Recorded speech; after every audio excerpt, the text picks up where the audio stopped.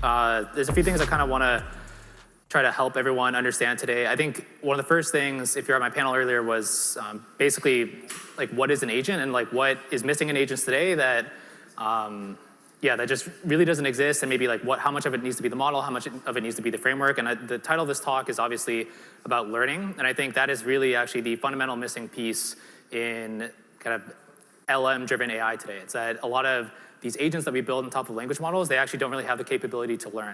And I think there's a lot of different ways to talk about this problem. They can be phrased as like the long context problem. It can be phrased as like maybe an RL problem. But fundamentally, we just don't really have many agents that are deployed in production that can run for a very extended period of time. They don't derail, and instead they get like better and better and better as they run, kind of like humans do, as opposed to something that's like a workflow that you run once and you kind of throw it away. I think that's probably everyone in this room has like built some agent, but I think there's a good chance that that agent you built was something that you ran one time and you threw away, right? But I think we're moving towards a future where agents are much more like humans, and there are things that kind of like persist indefinitely. So yeah, some background on the company. Who here has heard of like MemGPT by any chance? It's like, okay, so it's like a paper that came out a while ago. It's about, I think if you see any of the memory features that are inside of like ChatGPT, Gemini, basically, I think every single chatbot today has some sort of like memory feature baked in where it's like reading and writing to some sort of scratchpad memory. That idea is basically like the MemGPT paper idea where you have an agent and you let it edit. It has tool calling functions like create memory, delete memory, view memories. And yeah, that's something that myself and also my co-founder Sarah and our founding research scientist at Leta, we all worked on at Berkeley in the last year of our PhDs. And some other stuff that you might be familiar with, there's also the loss in the middle paper. But I think a more recent direction we're extremely excited about is this idea of sleep time compute. So that's something I'll also try to cover in this talk. I think everyone here has probably heard of test time compute, right? Kind of test time compute, the new frontier to scale intelligence. I think sleep time compute is kind of test time compute taken to its limits. And I think this is actually the general direction that every sort of agentic system deployed in production is moving towards. So think the idea of Claude code running in the cloud or cursor background agents. These are all like formalized, I think, in the limit of what they can do. They're kind of formalized as these sorts of sleep time compute agents. So I'll touch on that in the talk as well. And yeah, briefly to touch on what is Leta. So Leta, of course, is the name of the company, but I think if you are a software developer, like most of us here probably are, and you want to use Leta, the software, to do something at work or for your hobby, Leta is basically the fastest way to create AI agents that have long-term human-like memory.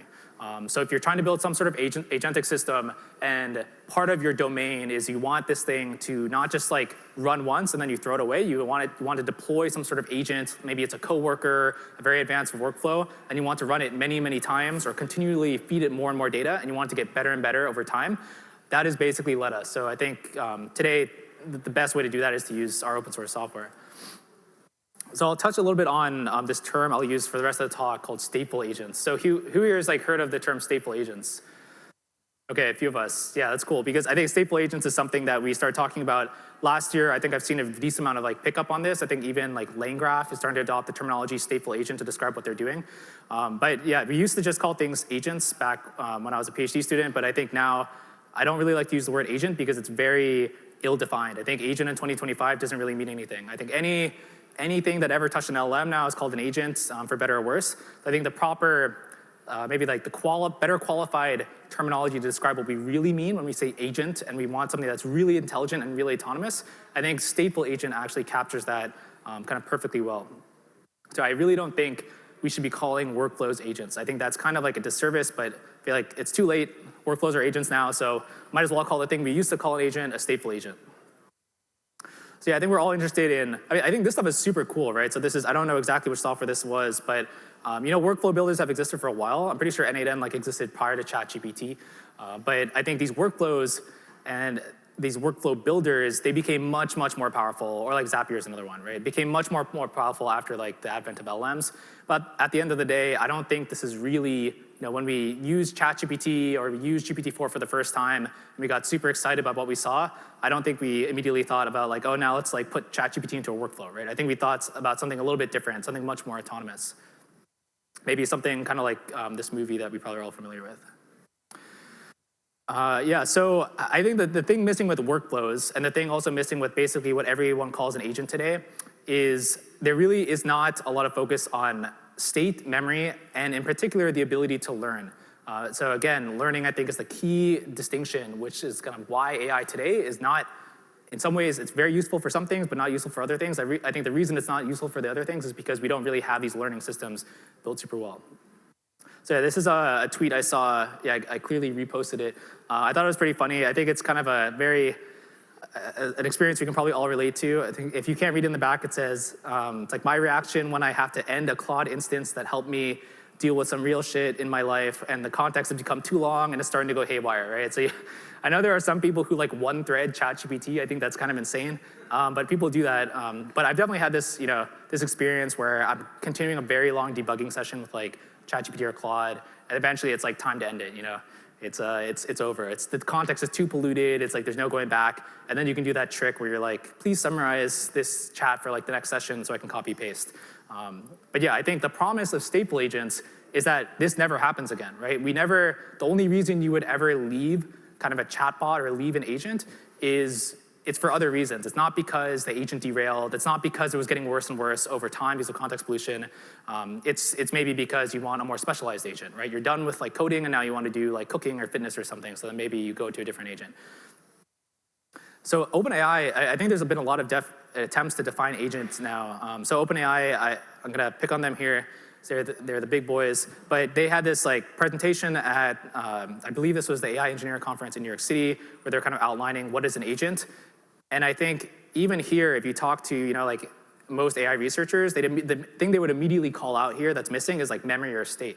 Like they're saying, OpenAI is saying an agent is just model, instructions, tools, and runtime, but it doesn't have state, and that's where stateful agent comes in. So a lot of the stuff I'm saying about learning being extremely important and memory being kind of like a cornerstone of human-like intelligence, this is not new stuff, right? I think if you go and pick up this really old book on reinforcement learning by Sutton and Bardo, it's kind of like the RL canon, and you scroll to like the first few pages, it's very, very quickly you start to see the word learn, and this is the kind of diagram you see to describe what an agent is. This is like prior to ChatGPT. This is like the agent and AI before that.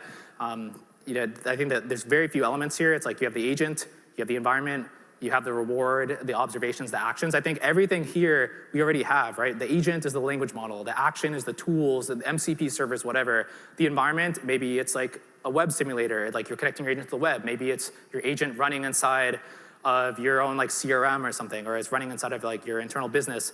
And I think the one thing that's missing that doesn't really exist in most systems today is like the state. And I think the key part that makes this, I think a very important part of this diagram is it's a loop, it's a circle, right? And the reason it's a closed loop is because the agent updates its own state or updates its own memory as it continues to act in this environment.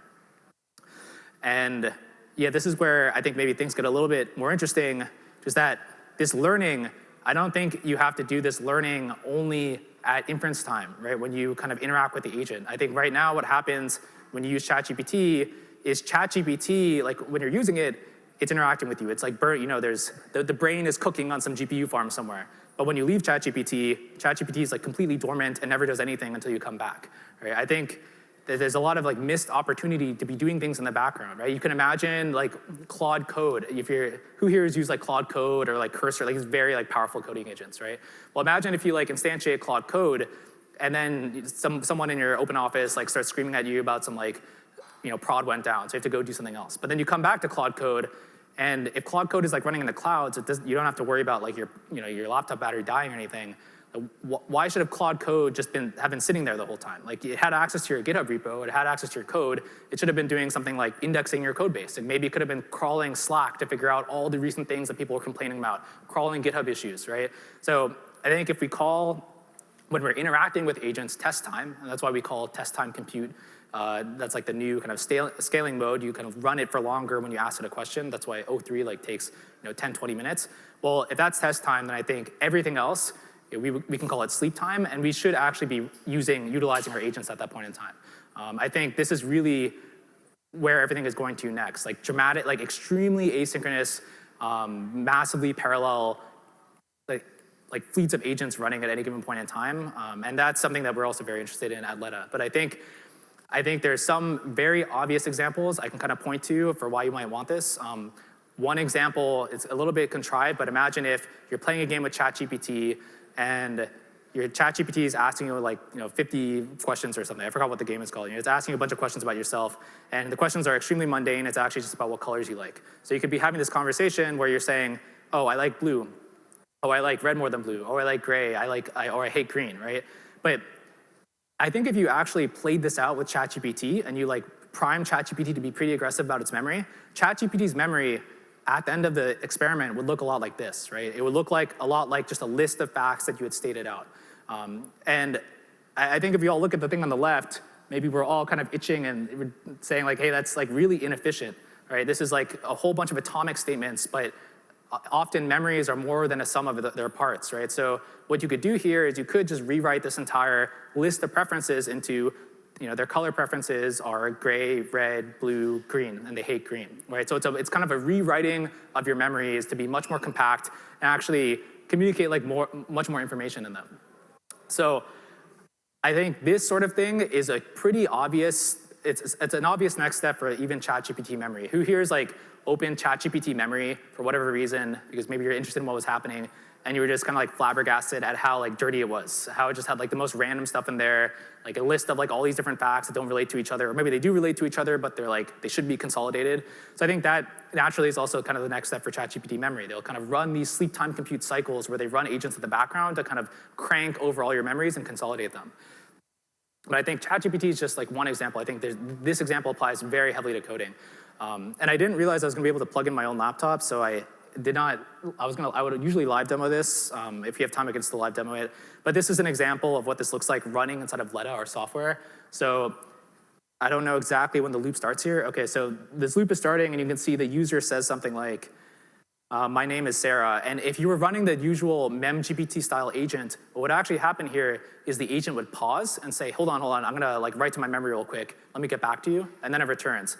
The problem with that is it's obviously like pretty intrusive. You have double the LM latency effectively to get back a response. What's happening in this loop you're seeing is actually there's an agent completely detached in the background. It's effectively like the subconscious brain of the main agent, and that agent is gonna like do this sort of memory rewriting in the background. So you completely remove any sort of synchronous blocking problems. And I think this is basically where all these sorts of like memory-driven agents are going. It's all about asynchronous, it's all about sleep time compute. Another example, I probably should have used coding here, but this diagram was already made. But another example is, if you're using Claude projects. Who here has used Claude projects? I think it's like a decent amount of people. So I think it's a pretty great tool. It's a very easy way to get Claude to know about like some documents you have in an organized way. But all that happens when you upload a document to Claude projects is it basically just gets interpreted into text and it gets dumped to the context window, right? I think a much more human-like experience, if your AI had like human-like memory, human-like agency, is that as soon as you uploaded some sort of document, like maybe it's a group of documents, my business plans, my USA shirts idea V1 PDF, candidate factories.pdf, I just dump these PDFs into Claude. Well, Claude should immediately start cooking, and it should start like reading over all these documents, analyzing them, and doing this very proactively. I shouldn't have to kind of ask it a question to trigger some analysis, right? This should all happen at sleep time. So this is another thing. And then to read kind of the text here for people in the back, basically these documents get turned without you doing anything into a memory, and that memory says like this data source contains important information about Chad's business plans for his company. The idea of V1 file covers logistics of running a clothing operation, specializes in men's t-shirts, maybe some sort of drop shipping thing. Well, I guess it's made in the USA, so it's not drop shipping, but yeah, you get the idea, right? Basically, you upload all these documents, and you have all these GPUs, and often these data centers, they want to saturate GPU inference, and you should just run these agents on this data without the user having to intervene and do anything for you.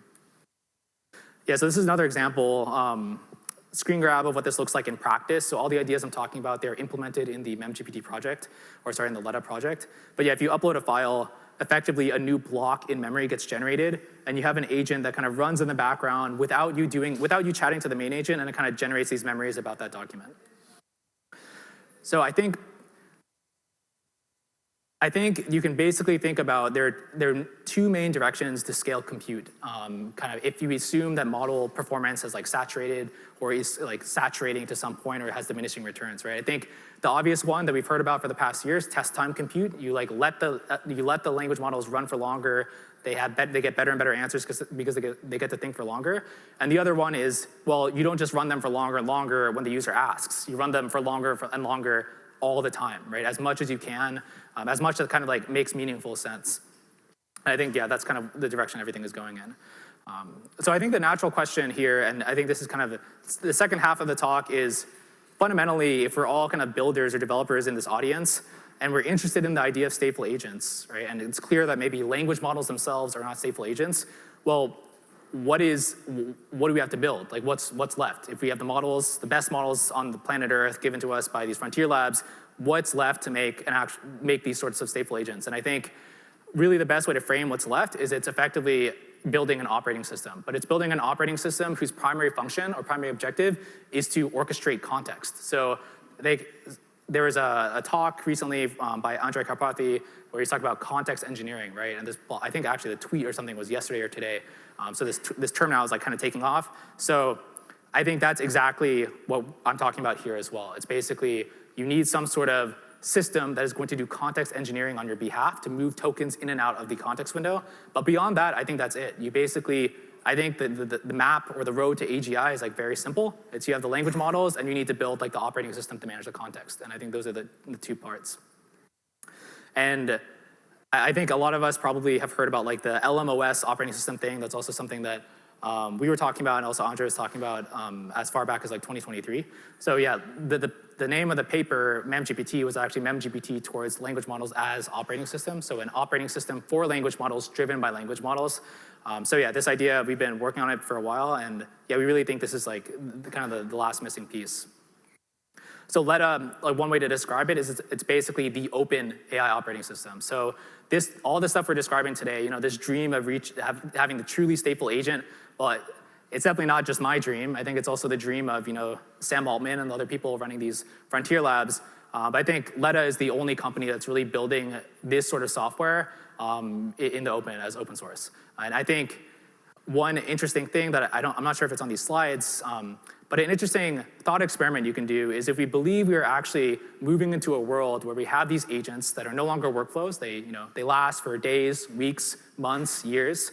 Just think about how often you swap out your models, right? How often does the best model kind of whiplash from OpenAI to Anthropic to DeepSeek, right?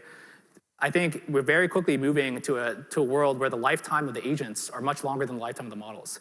And I think part of the reason why it's so important for this AI operating system that stores the agent memory and stores the agent state to be open is because you really don't want to end up in a scenario where you're building these agents, these stateful agents that run for years or decades at your company, for example, and have them locked into a single model provider, right? I mean, just imagine how devastating it would be if you built the kind of an AGI employee that works at your company, but that employee cannot be migrated from OpenAI to Anthropic. And then let's say OpenAI has a really bad year one year and their models just like suck compared to like the new Sonnet, right? Well, your employee is permanently gimped. It cannot be moved to the new Anthropic model because you've decided to build your stateful agent on OpenAI.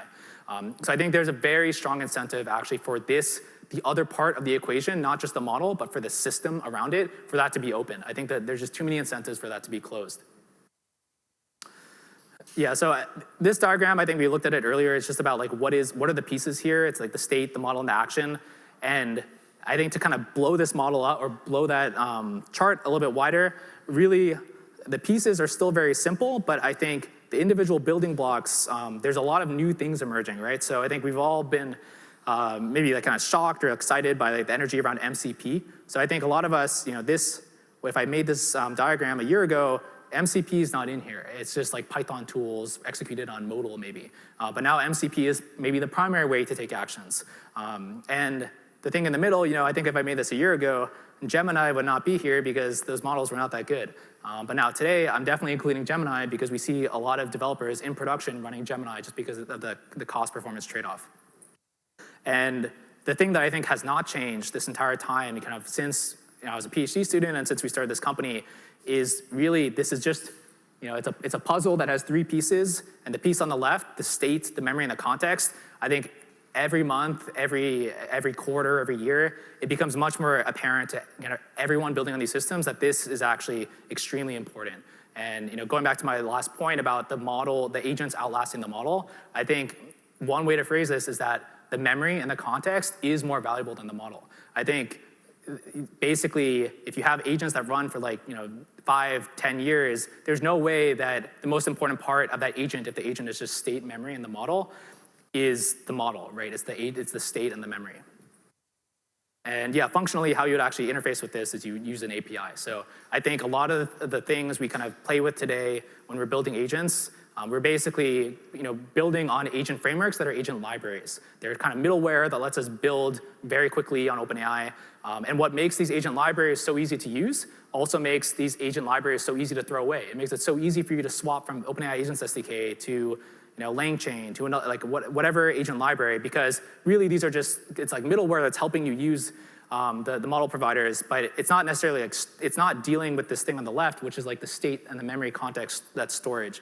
So I think with regards to what, if anyone here is wondering if you call Leta an agent framework, how is it different from other agent frameworks? Leta, sure, you can call it an agent framework, but it's really all about, it's a service. It's all about running a database that stores all of the memories, all the context of your models. Okay, I'm getting the wrap up signal here. So the last thing I want to talk about, really quick, this thing here, one interesting thing that we talk about a lot with Leta is that you're building an operating system, but you're making the operating system run by other agents, right? The agents decide what gets stored. The agents decide kind of what gets pulled into context. So obviously, if you're doing that, you need a leaderboard to kind of evaluate, well, what models are very good at running an operating system. So this is something we run. I'm not going to touch on this here. If you want to look at details about how this is done, it's all open. Just go to the Leta leaderboard.